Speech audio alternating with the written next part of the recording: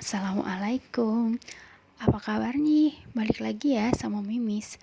Masih membahas tentang alur drama Korea yang berjudul Vincenzo Kasano yang diperankan oleh aktor tampan Seo Joong Ki. Kalau di part pertama, Mimis membahas tentang kehidupan Vincenzo di Italia. Di part kedua ini, Mimis akan membahas tentang kehidupan Vincenzo yang sudah berada di Korea. Setelah pengadilan selesai, terlihat Chan Yong yang bersama ayahnya bertengkar. Chan Yong menyuruh ayahnya untuk berdamai saja dan menghentikan kericuhan ini. Mendengar hal itu, Pak Hong merasa kecewa dengan putrinya. Sepertinya putrinya ini bangga sekali telah melukai orang yang tak berdaya. Kembali ke Vincenzo yang sudah berada di Korea. Di bandara, Vincenzo diperiksa oleh petugas polisi yang curiga. Vincenzo ini merupakan tersangka yang dicarinya. Tapi setelah melihat KTP dari Vincenzo, Pak polisi ini malah menertawakan nama dari Vincenzo. Ya, mungkin nama Vincenzo ini terdengar asing ya di telinga Pak polisi. Vincenzo yang keluar dari bandara pun ditawari seorang sopir taksi limusin yang saat itu taksinya sedang kosong.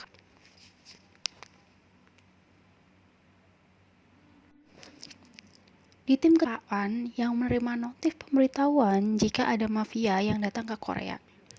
Pak An secara sigap kemudian melaporkan hal ini kepada bosnya. Menanggapi hal itu, bos dari Pak An ini hanya santai saja. Mungkin dia hanya sedang berlibur dan ingin makan makanan di Korea. Si bos juga menyuruh Pak An agar tidak membuat strategi apapun. Vincenzo yang sudah sampai entah di mana dikeluarkan dari mobil. Penjahat itu kemudian mencuri uang, jam tangan, serta memukulinya sampai pingsan. Setelah sadar, Vincenzo ini hanya menemukan uang di tangannya sebesar 50.000 won. Dengan marah-marah, Vincenzo ini menaiki bis untuk sampai di tempat tujuannya.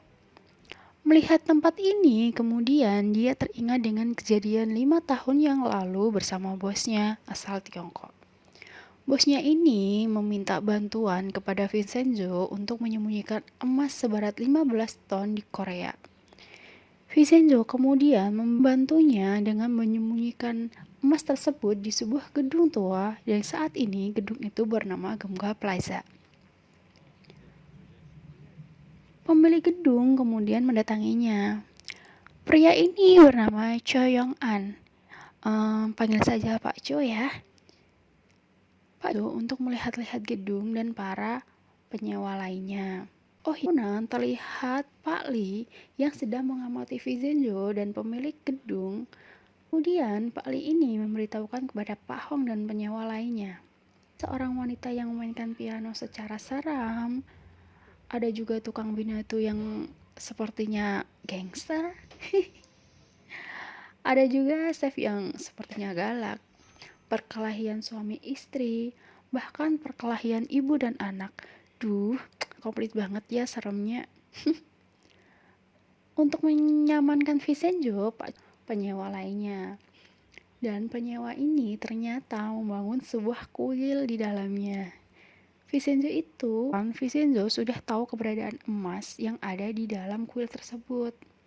Bahkan, tepat di saat sedang fokus-fokusnya nih, ada salah satu biksu yang mengagetkannya dan menyarankan Vincenzo untuk mencuci jasnya. Vincenzo kemudian mencuci jasnya di binatu Pak Tak. Dia memberitahu Pak Tak agar hati-hati saat mencuci jasnya, karena jas ini tidak ada di Korea. Pak Tak yang sudah kesal sebelumnya dengan Vincenzo pun mengatakan kepadanya bahwa semua orang yang datang ke sini bilang kalau jas mereka mahal. Saat menoleh ke samping, Vincenzo dikagetkan dengan segerombolan penyewa yang melihat dari luar. Vincenzo keluar, dan saat itu dia bertemu dengan Pak Hong. Pak Hong memperkenalkan dirinya sebagai pengacara dan ketua komite penentang pembangunan di sana. Dia juga bertemu dengan Chef Toto yang ternyata Chef Toto ini adalah chef dari Italia. Balik lagi Pak Hong ya, yang menemui seorang wanita esok harinya di penjara. Sebut saja namanya Bu Oh. Di sana, Pak Hong meminta Bu Oh untuk bersedia sidang ulang. Tapi Bu Oh ini menolak. Dia bersedia menjalani kehidupan seperti ini karena dulu dia melakukan hal buruk di masa lalu. Setelah selesai menemui Bu Oh, Pak Hong melihat Vincenzo dan Pak Cho yang akan menemui pihak perwakilan dari Bubble Construction. Pak Hong menyuruh mereka untuk menemuinya di kantor Cipuragi milik Pak Hong. Pihak Bubble menawarkan harga yang lebih tinggi dari sebelumnya untuk penjualan plaza, tapi Vincenzo tetap menolak. Pihak Bubble itu mengancam, tapi Vincenzo malah berkata, "Jangan mengancam, dan ini merupakan peringatan pertama dan terakhir darinya."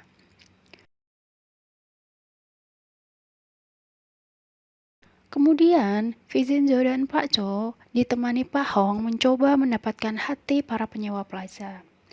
Para penyewa ini hanya perlu melakukan tanda tangan dan akan mendapatkan tempat mereka kembali setelah direnovasi.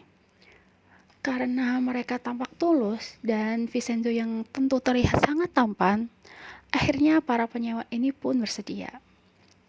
Penolakan tadi itu pun membuat perwakilan dari Bubble Construction marah. Dia mengirim orang untuk menyekap istri dan anak Pak Cho agar Pak Cho menjual plaza tersebut. Plaza pun dijual oleh Pak Cho untuk membebaskan keluarganya. Terlihat Chan Yong yang merasa tampak marah sekali dengan Pak Hong. Karena Pak Hong ini mengirimkan surat pemutusan hubungan keluarga. Terlihat juga kekesalan Vincenzo yang sedikit menyusut. Tiba mendengar bunyi handphone miliknya dan berbunyi. Ternyata itu adalah Pak Cho yang meminta maaf kepadanya karena terpaksa menjual Plaza Gemga untuk menolong keluarganya. Dan tiba-tiba dari samping terlihat Pak Truk yang menabrak dan akhirnya teleponnya terputus. Masih berada di pertengkaran ayah dan anak keluarga Hong, di mana Chan Yong itu merasa kesal dengan pembunuh. Tiba-tiba terlihat Pak Li yang tergesa-gesa meminta Pak Hong untuk keluar. Ternyata di luar sudah ada segerombolan pengusir yang datang untuk mengusir mereka. Melihat ini semua, Pak Hong dan para penghuni lainnya merasa kecewa. Pak Hong mencoba kembali mengusir mereka. Salah satu dari pengusir itu mendorong Pak Hong. Melihat ayah Chan Yo pun yang tidak terima ini pun maju membelanya. Kemudian tak lama dari itu, dari arah belakang akhirnya Vincenzo datang. Perkenalkan diri sebagai pengacara Pak Cho dan mengajak mereka berbicara secara baik-baik. Tapi malah seorang dari mereka ini melemparkan pukulan ke arahnya. Dan dengan sigap si Vincenzo ini menahan dan membalasnya kembali. Bos pengusir itu pun juga terlihat mendekati Vincenzo untuk berbicara. Tapi Vincenzo yang sudah tidak mau dengar ini juga memukul bos pengusir itu dan dengan cepat sekali Vincenzo menggantung bos pengusir di jendela plaza dengan meteran yang diambilnya dari Pak Tak tadi. Ya, itu adalah alur cerita dari drama Korea Vincenzo Kasano episode pertama ya. Seperti apa kelanjutan ceritanya? Tunggu di episode berikutnya. Terima kasih. Assalamualaikum warahmatullahi wabarakatuh.